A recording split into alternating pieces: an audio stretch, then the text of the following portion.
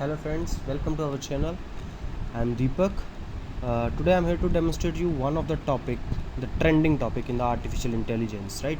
Air quality prediction, or you can say the recognition. Recognition term is not effective for this. Prediction is very much effective. There's a difference between the two. So what we have done, let's come to the point. We have implemented one air quality prediction model by using the PCA feature extraction technique.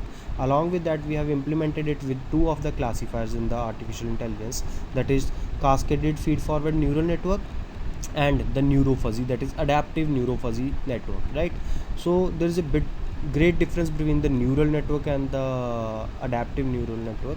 So because an adaptive, the fuzzy and the neural features are being combined, and in the neural network only neural itself is working with the given data set, it is training itself, right? No rules etc are given along with this. So let's have a look that how it works and what we have done in this. So as I already told, that PCA feature extraction model is being used, so we have represented it in terms of the feature variation, that what exactly the variation we got. So when I'm going to run this particular code, firstly I'm showing you the ANN model for the air quality analysis. The dataset that we have used is taken from the Kaggle website. This is the artificial neural network which is training itself, right? So the number of features, number of epochs, time and gradients is being given. The performance can also be visualized by clicking on this particular button, that what exactly the training and validation is being done. So error is very much low. So when I'm going to close this, you can see the actual result, actual output, and the ANN output is the variation is very less, only in the points, so that the results are good. So you can see here the different factors for the features are being shown. The actual data and the PCA feature data is being shown here.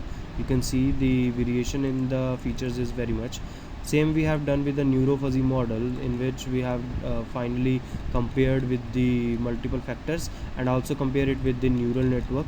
So let's run it and see what exactly it is doing. Firstly, we have taken the data set, read it, pre-process the data, then feature extraction model is being implemented. The features are drawn to represent its values. Then